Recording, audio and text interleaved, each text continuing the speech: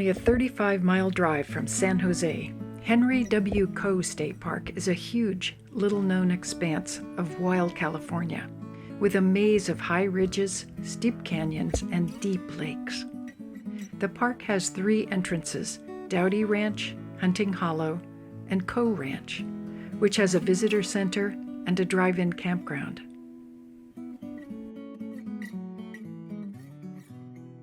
The west side is verdant with stately ponderosa pines, and the east side is drier, more remote, and exhilaratingly open, with backcountry camping, a wilderness area, and views all the way from the outer Coast Range to the Central Valley. Hiking anywhere in Coe is strenuous, with steep ups and downs and high temperatures in the summer months. Experienced hikers half-seriously warn newcomers that you train in the Sierra Nevada to be strong enough to hike at Coe, not vice versa. Henry W. Coe State Park is, roughly 87,000 acres, so it's more than 4 times the size of Mount Diablo State Park. And the scale of Henry Coe is, I guess it's like the Diablo Range itself. It's just massive. Henry Coe is a lot like Mount Diablo without the really prominent peaks. So it's all about canyons and ridges. The canyons, instead of being 4 to 6 miles long, are 10 to 15 miles long, and the major drainages, they're dramatic. They're steep, they have a lot of water, and that results in a whole bunch of biodiversity. I think it's got a lot of important habitat, especially for some of the endangered species we have, the California red-legged frog, California tiger salamander, just to name 2 of them. Just the fact, too, that those 90,000 acres encompass several different types of forests, grasslands, some riparian habitat. I mean, it's got a little bit of almost everything that's in the Diablo Range.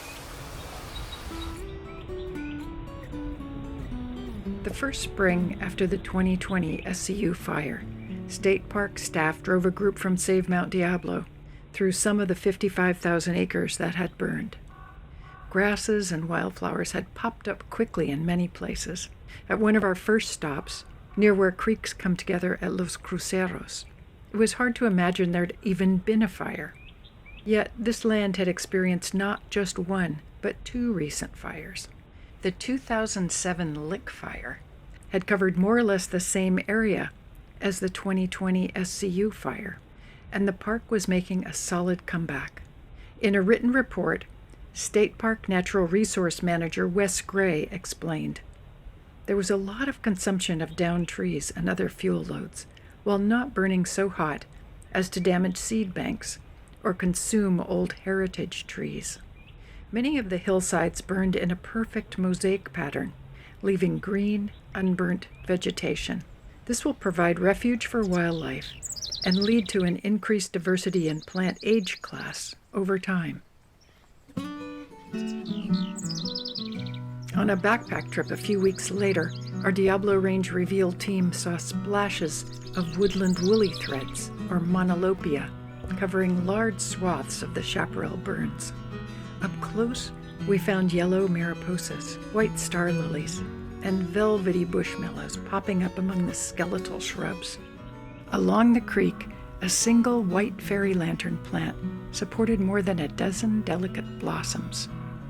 The shores of Mississippi Lake were dotted with the red, orange, and purple of paintbrush and collinsia. It was a weird wonderland, bare in places, lush in others, intriguing throughout. Prior to the SCU fire, thick stands of cattails and rushes were blocking access to some of the reservoirs in Coe's backcountry. So Wes Gray lowered water levels in Coit and Kelly Lakes to dry out vegetation in preparation for a prescribed burn, a fire intentionally set under controlled conditions. But that was unnecessary. We're trying to get into more prescribed burning, but it takes years of planning and a lot of money and effort, and you'll do a 1,000-acre burn plow. So really the only way to have an effective fire regime is to have a big wildfire go through a park like this. At the end of our tour, we felt grateful for the state park stewardship, for the beneficial effects of the fire, and most of all, for the park itself. We're so fortunate in the most populous state in the nation to have open spaces of this magnitude. It's really quite something and should never be taken for granted.